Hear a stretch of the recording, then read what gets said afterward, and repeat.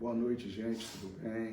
Eu creio que Regina está compartilhando, porque eu creio que o céu liberou para a gente um espírito de revelação. Eu creio que é intenso o que está acontecendo nesses tempos e daqui para frente o céu vai intensificar o nível de revelação sobrenatural e que vai determinar muita coisa na nossa vida nesses dias. Bom, hoje eu quero falar sobre o espírito da revelação, desmascarando o espírito da religiosidade. Eu quero ser bem objetivo, porque eu queria muito orar nesse final pela gente hoje. Então é o espírito da revelação, desmascarando o espírito da religiosidade. Eu quero ler para você o texto de Mateus, capítulo 28. Mateus, capítulo 28. Versículo 11.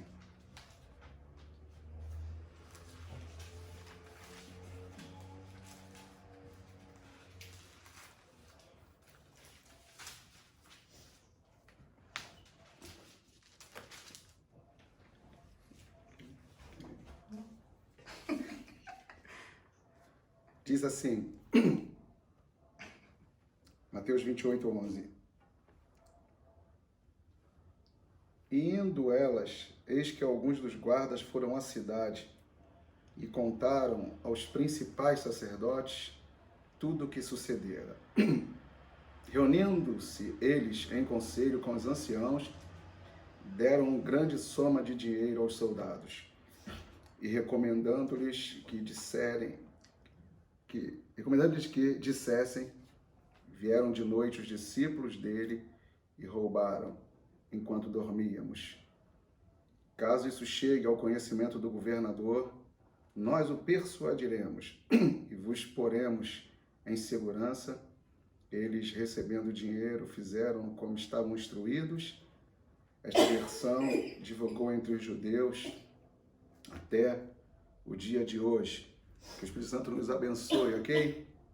Bom, eu quero começar dizendo que esse lance do espírito da religiosidade não é uma coisa da modernidade, desses tempos pós-modernos, ele vem lá de trás, porque a intenção do inimigo sempre foi tirar o nosso foco e a nossa comunhão, sabe, de Deus, quer colocar os nossos olhos em outras coisas. E a forma que ele tem sutil de tentar fazer isso é tentando imprimir na gente, sorrateiramente, um espírito chamado espírito da religiosidade, ou por que não dizer da religião.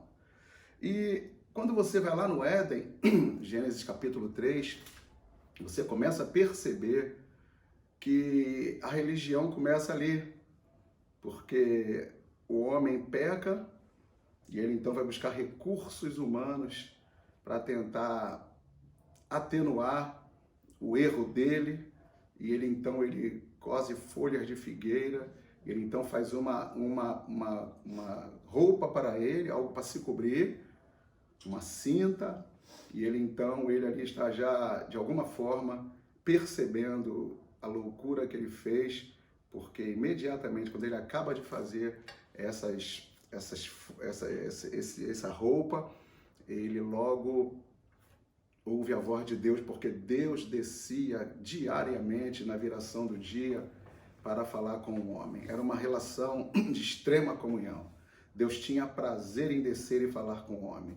Deus tinha prazer em se relacionar com os homens. Só o que aconteceu? Foi quebrada essa comunhão e o homem, então, ele foi buscar da forma dele, uma forma digamos assim, de se proteger da loucura que ele tinha feito. Um outro tópico aqui que me chamou a atenção, um dado histórico, é porque vai acontecer algo na igreja que vai mudar a vida da igreja consideravelmente. Porque quando Jesus vem, no ano 5 antes dele mesmo, que ele nasce, quando ele vem à existência, quando chegou no ano 28, ele morreu com 33 anos de idade. Então, imediatamente após isso, desceu o Espírito Santo E o Espírito Santo, juntamente com a igreja de Atos, ou a igreja de Atos junto com o Espírito Santo, deixaram uma marca no primeiro século, onde a igreja primitiva era uma igreja efetiva, eficaz, apaixonada por Deus, uma igreja onde milagres e sinais eram frequentes. A igreja crescia em números, crescia em qualidade, eles seguiam a doutrina dos apóstolos, e isso foi durante os 3 primeiros séculos. Foi vindo a igreja, mas no século 3, no século 4, a igreja vai fazer algo que marcou a vida dela negativamente, e até hoje nós colhemos os frutos disso, porque Constantino, ele elege o cristianismo a religião oficial do Império Romano. Lindo, bonito, a atitude de Constantino. Só que aqui começa uma ruptura entre a igreja primitiva, a partir daí então chamar essa igreja histórica que vai dar continuidade, mas já sem força, sem poder, porque nós nos aliançamos com coisas que não era para nós nos aliançarmos. Nós tomamos atitudes que nós não tivemos o respaldo de Deus, diríamos assim. Então Constantino colocou a igreja cristã como a religião oficial, claro, sob domínio do Império Romano, não era uma coisa assim, vocês são livres, mas não são, vocês vão fazer o que eu mandar, os cultos vai ser do meu jeito. Então a igreja foi a politização da igreja, ou a romanização da igreja cristã. O resultado dessa romanização, dessa politização da igreja, é que a igreja perdeu o poder de fogo, aquele poder de Paulo, de Pedro, de Tiago, da igreja primitiva de um modo geral. Então, o que acontece? Esse espírito, ele vem vindo. Ora, a igreja está sob a ação de um espírito da religiosidade, ora, ela está se envolvendo com coisas que ela não deveria se envolver, tá entendendo? E é claro que a igreja tem que estar em toda parte, mas a igreja não pode negociar valores e princípios que Deus estabeleceu para ela. E esse espírito, ele vem vindo. E por muito tempo, por séculos, nós colhemos os frutos dessa religiosidade, dessa politização da igreja, e a gente vai ver avivamento lá para o século XVII, século XVI, né, 18, aí começa, olha quanto tempo se passou, do século IV ao século XI, diremos assim, que foi a pior fase da igreja, porque a igreja, ela entrou num período onde ela de ignorância espiritual, onde ela não tinha força nem poder para realizar o que Deus chamou ela para fazer. Então, o inimigo sempre tem 2 estratégias. Ou nós nos envolvemos com coisas, quando eu falo envolvimento, não é que a gente não tem, nós não temos que deixar de ser.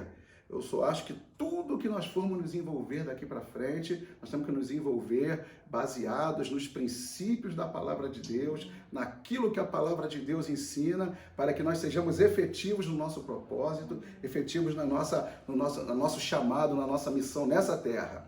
Então, o que acontece?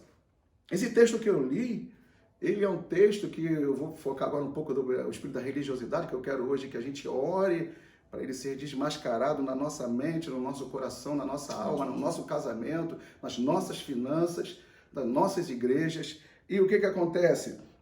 A estratégia do inimigo não mudou muito. No fundo, como diz Salomão, nada é novo debaixo do sol. Salomão disse em Eclesiastes, nada é novo debaixo do sol. E aqui você vê uma situação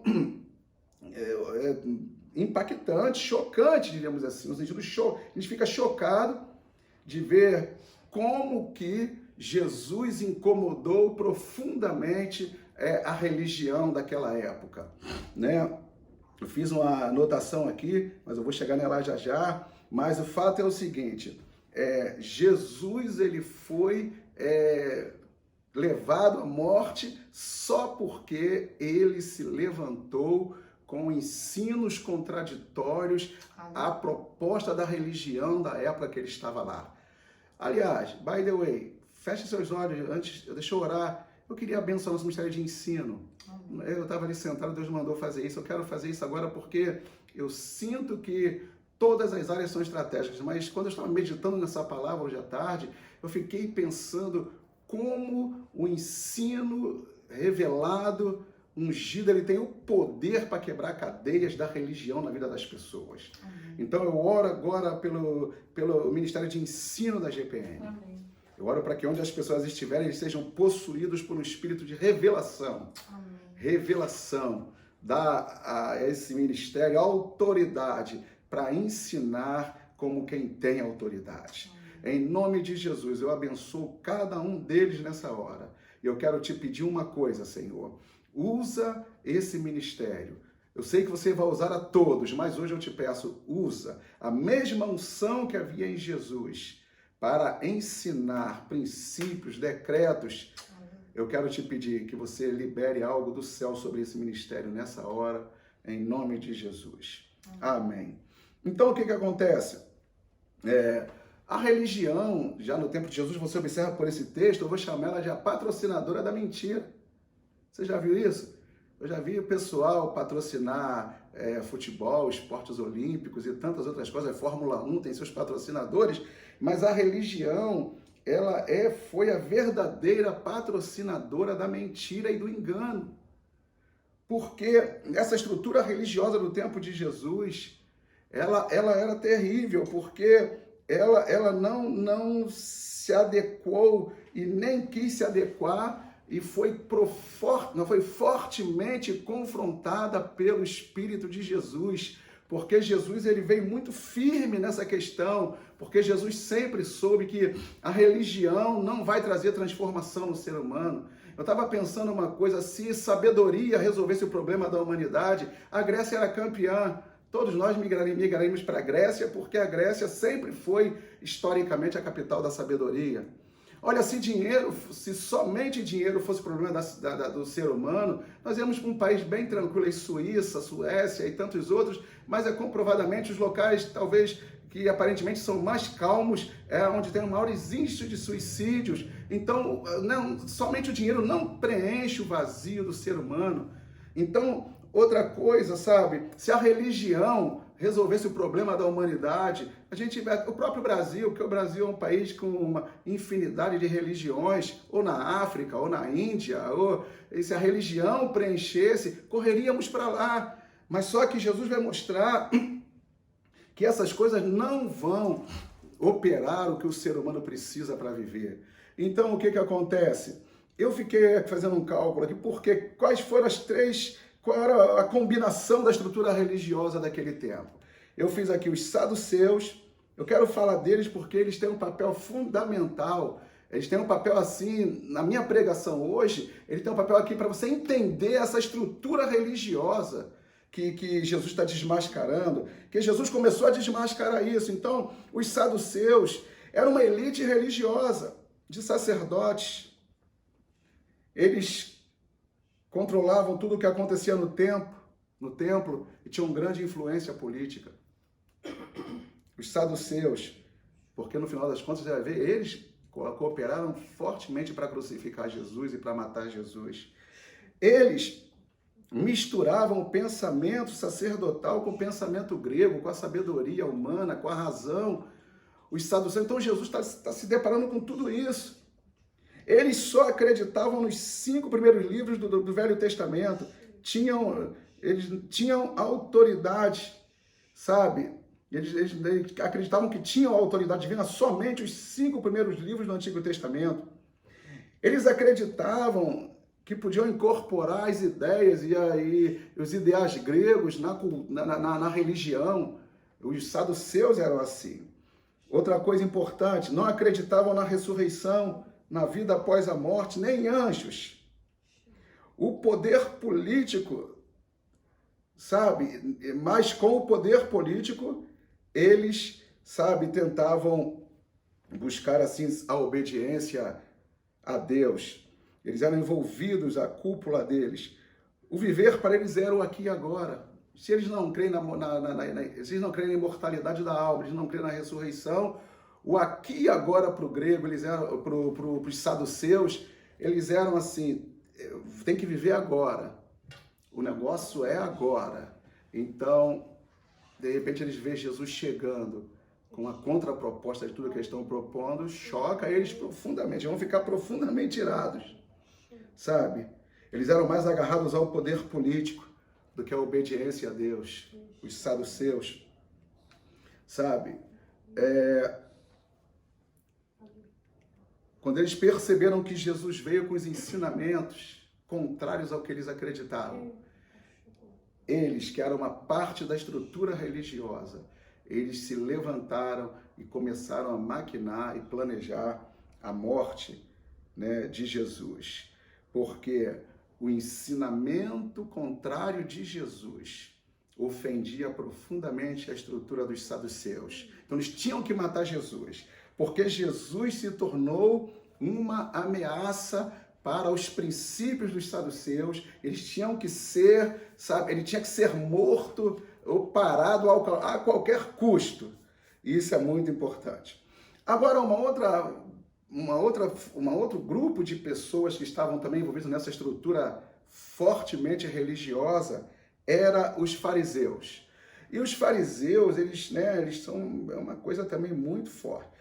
Primeiro, que foram eles que criaram as sinagogas, porque quando no cativeiro da Babilônia, no ano 586, quando Jerusalém foi destruída, né, vocês vão ver depois assim, Neemias restaurando os muros, restaurando a cidade, quando quando os judeus foram levados pelo cativeiro da Babilônia, o que acontece?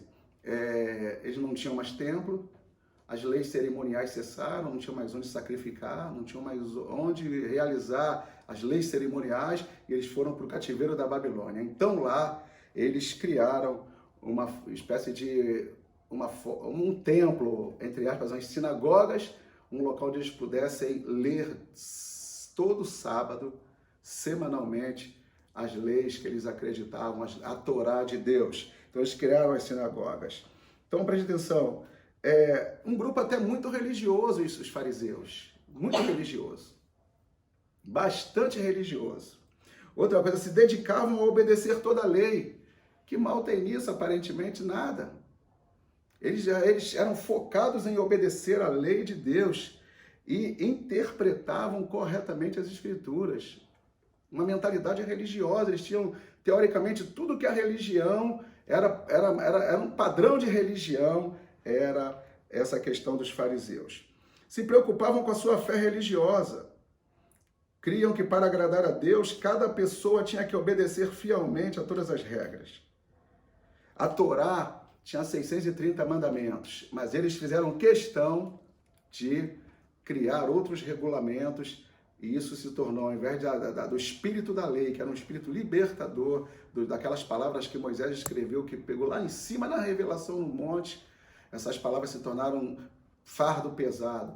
Fardo juntou a lei, mas os regulamentos que eles criaram se tornou quase que um peso impossível das pessoas viverem tudo o que eles exigiam, né? Outra coisa importante, Jesus mostrou quanto eles eram corruptos. Aí Jesus Jesus olha para tudo que eu estou falando para você, esse perfil de religioso, Jesus olha para isso, então Jesus começa a confrontar, porque o que Jesus está vendo é o espírito da religiosidade que eles estavam. Então Jesus vai começar a confrontá-los. Eles estavam apegados à lei, interpretavam a lei, eles eram fiéis à Torá, mas assim, tinha uma coisa que Jesus identificou neles, que ia ser muito determinante para a salvação da humanidade, se Jesus não quebrasse aquilo naquele momento, que era o espírito da religiosidade. Porque, afinal de contas, Jesus escreveu um capítulo inteiro de Mateus 23, só para combater a questão do espírito da religiosidade. Então, Jesus ele foi muito firme nisso, né? Então, por causa da confrontação de Jesus, o que eles fizeram? Eles, então, como os saduceus, eles tentaram arrumar uma maneira de parar Jesus, uma forma de parar Jesus. Então, eu estou dando para você um pano de fundo histórico, para você entender onde eu quero chegar, é que havia uma estrutura no espírito da religiosidade. Havia uma estrutura religiosa que estava assim influenciando multidões de pessoas. Agora vem Jesus. Então Jesus ele vem com seus ensinamentos e ele então confronta essa estrutura religiosa. Então a partir dali então ele começou a ser caçado e vão tentar matá-lo. Então o que a estrutura religiosa está fazendo hoje? Não mudou. Você vê aqui que eles compraram os guardas. Eu vou falar uma coisa para você. A função principal desse espírito de religiosidade é calar a igreja, que é corpo de Jesus. Ele vai tentar, a estrutura vai tentar comprar a gente. A estrutura vai tentar, sabe, macular o nosso caráter, vai tentar macular a nossa vida, para que nós fiquemos sem autoridade. Então o que acontece? Ela vai tentar se aliar, fazer aliança com quem não tem que fazer aliança. Essa é a estrutura religiosa, sabe? Ela se une e ela então com o governador ali, eles então foi que começaram a planejar, tentando por fim aquele que viera para salvar a humanidade, que é o Senhor Jesus, né? Agora preste atenção, o que pode quebrar isso? Eu vou te falar, uma estrutura humana não quebra isso. 2 Coríntios 10:4, a Bíblia fala que as armas da nossa milícia não são carnais, mas são poderosas em Deus para destruir fortalezas, anulando sofismas, que é uma característica do espírito da religiosidade, e contra tudo aquilo que se levanta contra o conhecimento de Deus. Disse o apóstolo Paulo que as nossas armas não são carnais. Então, hoje, que Deus dê armas para a gente. Amém. Porque eu vou te falar uma coisa. Quando o espírito da religiosidade ele entra, sabe, nas nossas finanças, nos nossos casamentos, nas nossas igrejas, nos nossos planos e projetos, quando o espírito da religiosidade entra, eu quero dizer para você, uma das maiores marcas do espírito da religiosidade é matar ou anular a voz de Deus na minha e na sua vida. Então hoje eu quero daqui a pouco orar por você, para que você ouça a voz, para que você ouça uma voz libertadora, que vai de alguma forma libertar você desse espírito. Eu peguei um exemplo que serve para a gente hoje, o apóstolo Paulo, Atos capítulo 9.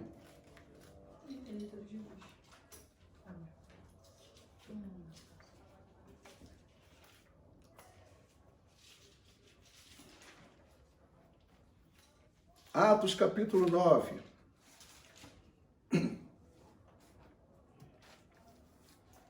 A conversão de Paulo. Diz assim: Saulo, respirando ainda ameaça e morte contra os discípulos, impelido por um espírito de religiosidade, diga-se de passagem, dirigiu-se ao sumo sacerdote.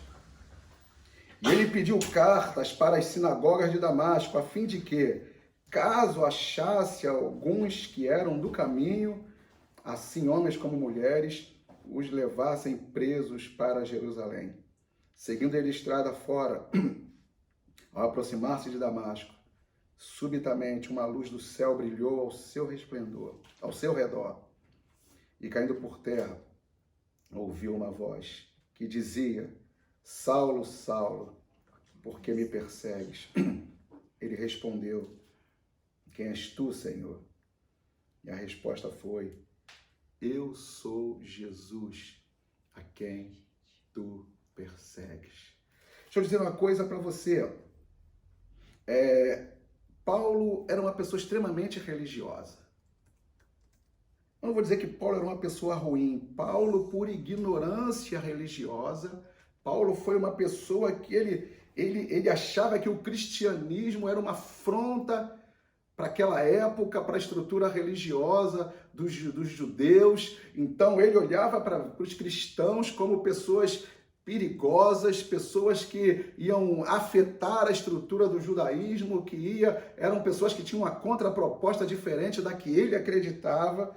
E aqui você começa a ver, primeiro no capítulo 8, no versículo 1, Estevão está sendo apedrejado, Estevão está morrendo no primeiro Marte, e no capítulo 8 fala assim: Saulo consentia na sua morte.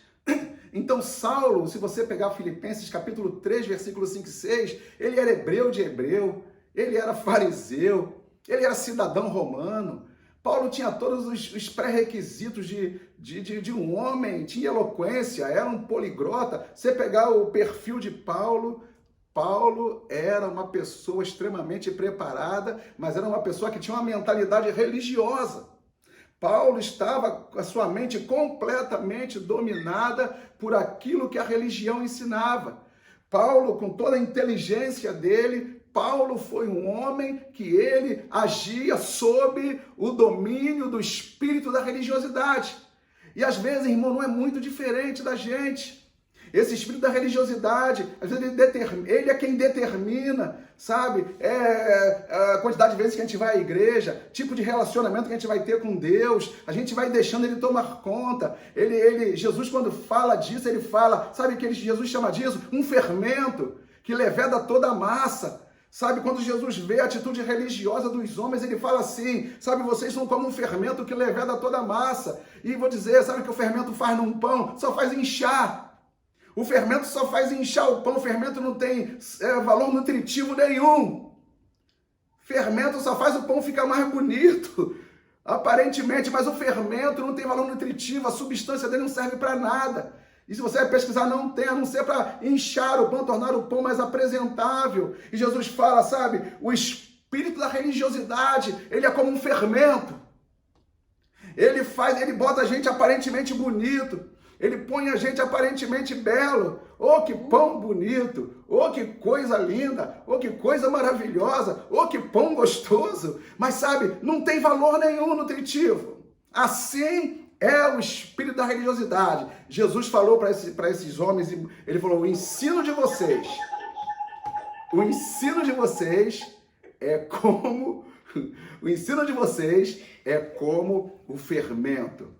Ele fala o fermento dos fariseus, ou seja, fermento, aqueles ensinamentos que não vai levar a gente a lugar nenhum, que não vai levar nosso casamento a lugar nenhum, que não vai levar nossa vida financeira a lugar nenhum. Nós temos apenas uma inteligência racional. Lidamos com as coisas de uma forma racional. O espírito da religiosidade, regado pelo príncipe da Grécia, ele faz a gente tentar resolver as coisas da nossa vida no racional, na religião. Eu vou dizer, tem coisas na nossa vida que hoje a gente precisa se libertar desses espíritos. E só tem uma forma de se libertar disso, a revelação que vem do céu. Porque eu vou te falar uma coisa, a mesma revelação que pegou o apóstolo Paulo, que andava perseguindo os cristãos, maltratando os cristãos, matando cristãos, a mesma unção que veio no caminho de Damasco visitar Paulo é a mesma que hoje eu quero orar para que ela venha sobre nós, para quebrar toda a fortaleza da nossa mente. Porque, sabe, a gente fala muito dos fariseus, a gente fala muito dos saduceus, a gente fala muito, mas eu vou dizer uma coisa para você, a gente percebe nas nossas convivências o quanto tem de espírito de religiosidade na nossa vida. Ele determina, sabe, até nosso relacionamento com Deus. Ele determina, sabe, várias coisas na nossa vida. Então, deixa eu dizer para você, Saulo é um exemplo de um fariseu, de um homem zeloso, porque Paulo era zeloso, ele fala, quanto à lei, sou zeloso. Paulo não tinha nada demais, ele só acreditava naquilo. Nós fazemos um monte de coisas, às vezes, de repente, aparentemente, não tem nada de errado. Religiosamente, não tem nada de errado. 2 mais 2 é 4, tá bom. E a gente vai fazendo, porque falta-nos uma revelação do céu. Porque o espírito da religiosidade, sutilmente, ele vai matando o nosso nível de revelação. Há quanto tempo você não ouve a voz de Deus? Há quanto tempo o céu não fala com você?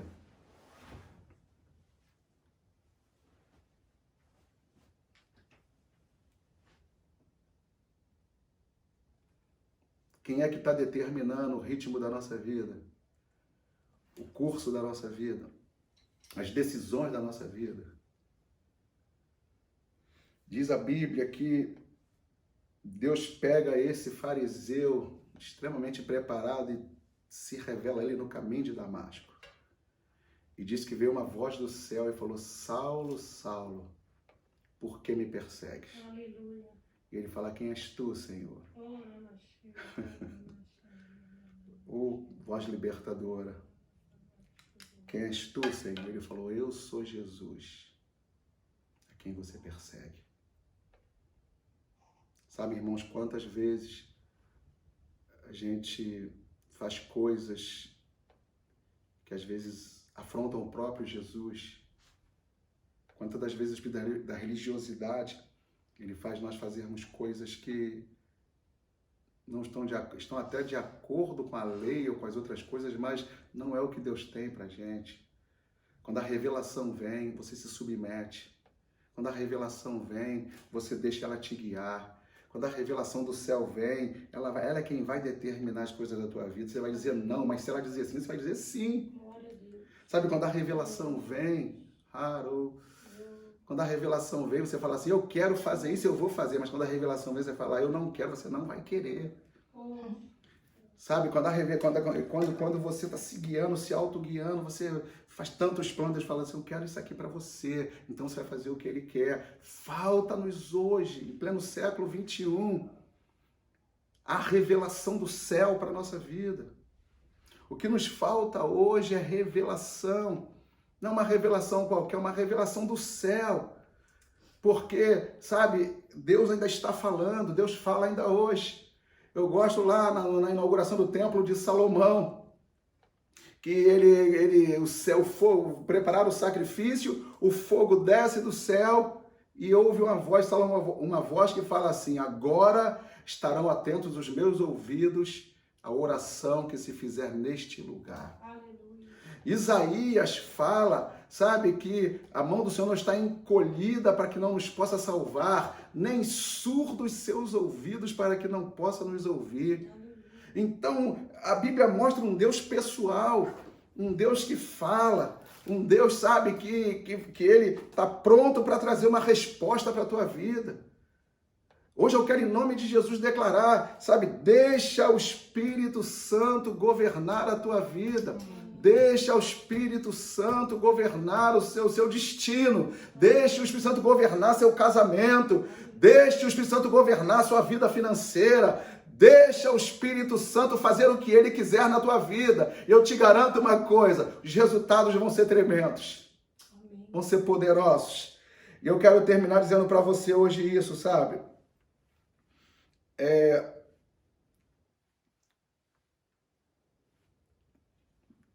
O apóstolo Pedro, terminando, o apóstolo Pedro, quando Jesus fala: o que é que lá fora as pessoas estão dizendo que eu sou? Mateus 16, 13 a 18. O que é que lá fora os homens dizem que eu sou? O pessoal fala assim: havia uma cultura naquela época que os espíritos dos profetas, quando apareciam homens assim fazendo proezas, então o primeiro pensamento daquele tempo, as pessoas pensavam assim: olha, tem algum espírito dos profetas que está pairando sobre esse homem. Aí, o que lá fora estão dizendo que eu sou? Aí os discípulos dizem que você é João Batista, dizem que você é Elias, dizem que você é Jeremias ou algum dos profetas. Jesus podia ter parado por aí, mas ele perguntou: e vocês? O que vocês dizem que eu sou? E o grande apóstolo Pedro, nosso irmão, que dizem que ele era muito afobado, mas ele era muito corajoso. Ele era afobado, mas era ligado. Pedro era intempestivo, mas era ligado, porque a maioria das vezes ele se deu bem quando ele respondeu, quando ele ousou andar sobre as águas. Deixa eu dizer para você uma coisa, e vocês que dizem que eu sou, sabe, ele então, inspirado por uma revelação do Pai, ele fala: tu és o Cristo. Sabe o que está dizendo? Tu és o Messias, o Filho do Deus vivo. É uma revelação sobrenatural. Tu és o Cristo, Filho do Deus vivo. Paulo teve uma revelação no caminho de Damasco. Pedro teve uma revelação ali, numa cidade com Jesus, com os discípulos ali. Mas ele falou, tu és o Cristo. E Jesus falou, bem-aventurado és tu, Simão. Porque não foi carne e sangue que tu revelou, mas meu Pai que está no céu. Papai tem revelação pra gente nesses dias. E ele fala assim, sabe? Foi o Pai quem te revelou. Ele falou, então vou te falar uma coisa. Também eu te digo, tu és Pedro. O Senhor te conhece pelo nome. Quando você entra no nível de revelação, na dimensão do sobrenatural, da revelação do céu, quero te dar uma boa notícia.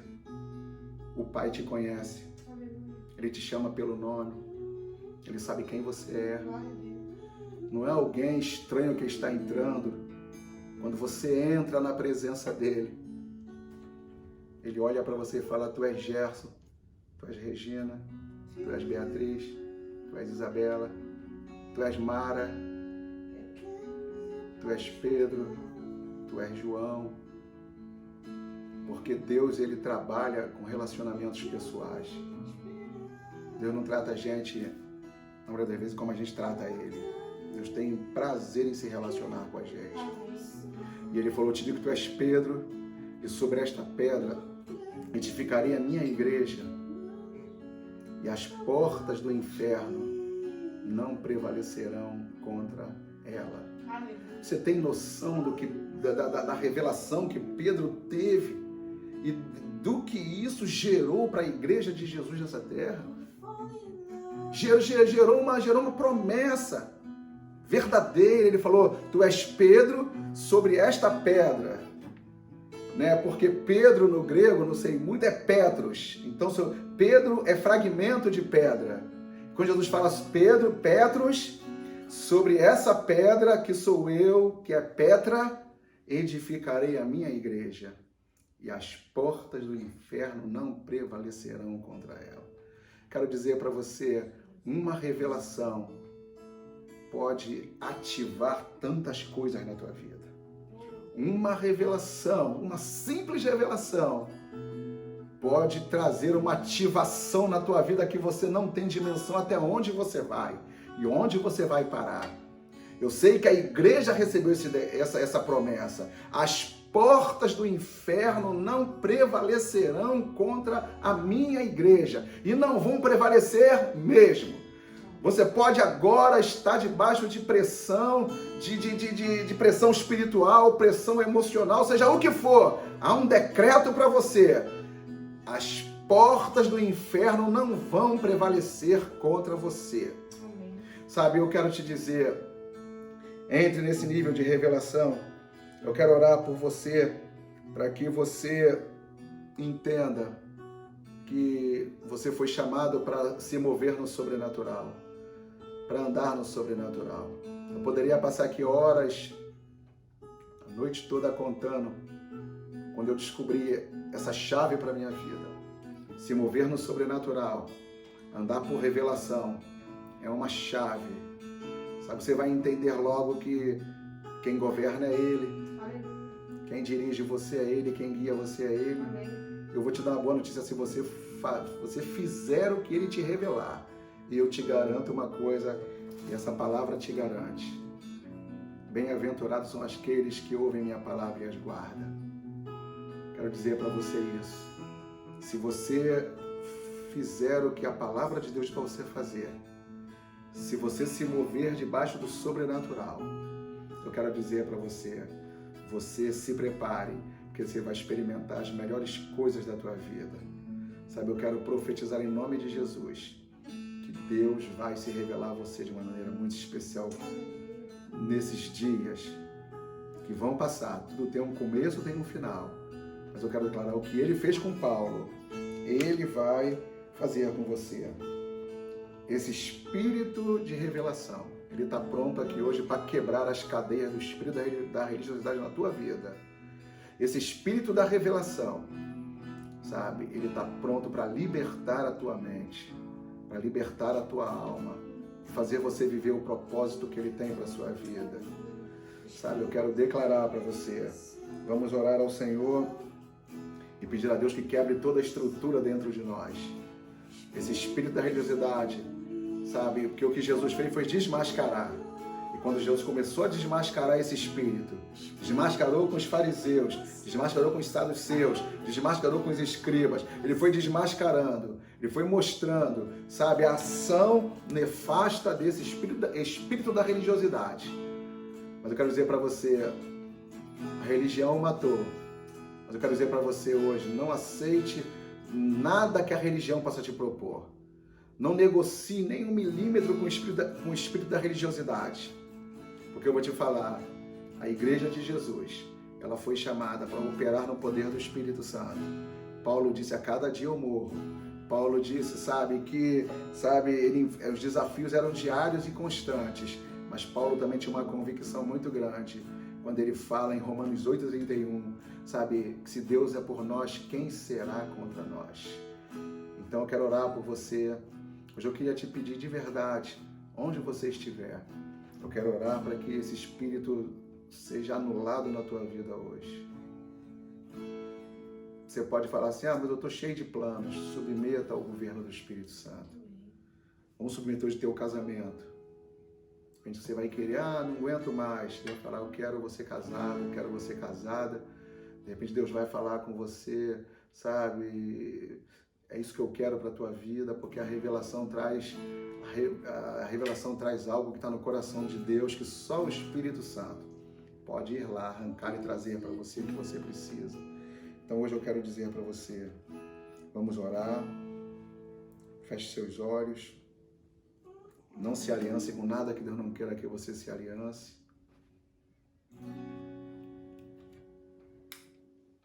E a mesma revelação o mesmo espírito de revelação que veio aqui hoje na minha casa, na nossa casa, quero pedir que ele vá na sua casa. Amém.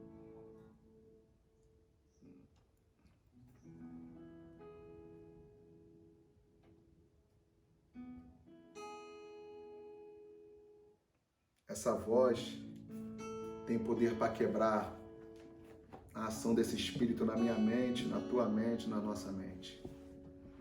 O que aconteceu com Paulo pode acontecer com a gente. Porque Paulo nunca mais foi o mesmo homem. Paulo, de Atos capítulo 9 até o 28, e até ele morrer, Paulo foi profundamente marcado pelo espírito da revelação.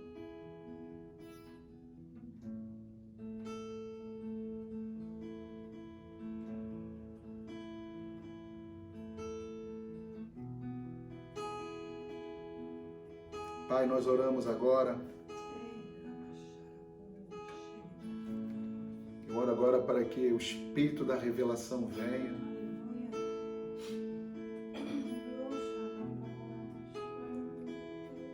Jesus está perguntando, o que é que vocês dizem que eu sou?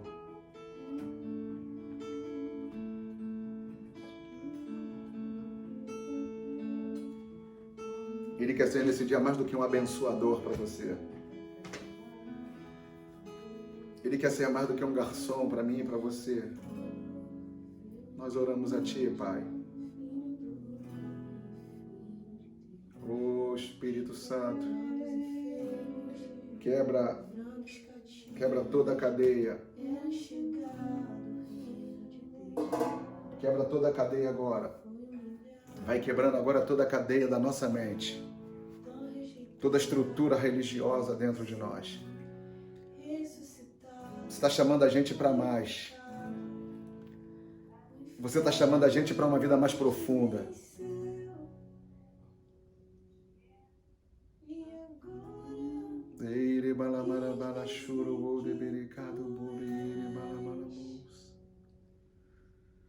Vem, Espírito Santo, em cada lar agora. Espírito Santo, resgata a revelação no nosso coração, na nossa vida. Em nome de Jesus, traz uma revelação fresca. Traz um óleo fresco para a gente nessa hora. Unge a gente com óleo fresco nesse momento. vai ungindo cada um de nós com óleo fresco. Deus, esse óleo velho, esse óleo já usado há anos, esse óleo já com mau cheiro, remove esse óleo, Senhor. Porque diz o Salmo 92 que Ele nos unge com óleo fresco. Eu oro por óleo fresco agora sobre cada pessoa. Eu oro para que cada pessoa receba óleo fresco. Óleo fresco agora. Óleo da revelação. Óleo da revelação. Em nome de Jesus. Pai, eu profetizo que essa noite é uma noite de ruptura entre o espírito da religiosidade e o espírito da revelação. Eles dois não vão permanecer na nossa casa. Eles não são compatíveis. Por isso, o espírito da revelação, que ele se levante agora com autoridade e possa nos levar a um nível em que esse espírito da razão seja assim superado por um espírito da revelação. Em nome de Jesus, Pai. Óleo fresco sobre o teu povo nessa hora. Óleo fresco sobre o teu povo nessa hora. Óleo fresco sobre cada um. E eu te peço, Deus, em nome de Jesus, o mesmo que transformou o apóstolo Paulo, toca na nossa mente agora. Toca agora. Toca agora. Toda a estrutura religiosa dentro de nós. Gente, às vezes nós queremos combater essa estrutura com armas humanas, queremos combater essa estrutura com palavras bonitas, queremos combater essa estrutura, Deus, de forma humana, mas eu quero profetizar em nome de Jesus. As armas da nossa milícia não são carnais, mas são poderosas em Deus para destruir fortalezas, anulando sofismas, e eu ordeno agora, Pai, contra tudo que se levante contra o conhecimento de Deus. Vamos lá, Espírito Santo, eu ordeno agora em nome de Jesus esse espírito da religiosidade que faz a gente abrir mão da voz de Deus. Eu oro para que, Senhor, esse espírito caia por terra agora no nome de Jesus. Eu oro para que as pessoas que estão ouvindo essa palavra possam sentir o desejo de voltar a querer ouvir a voz de Deus. Eu oro para que, Senhor, as pessoas que estão ao alcance dessa palavra voltem a sentir prazer em se relacionar com Deus. Eu oro para que as pessoas que estão ao alcance dessa palavra possam, assim, Senhor, ter prazer em gastar tempo na presença de Deus. Eu oro para que as pessoas que estão aqui ao alcance dessa palavra, eu oro para que as pessoas sejam avivadas e reavivadas numa fome, numa sede pela presença da glória.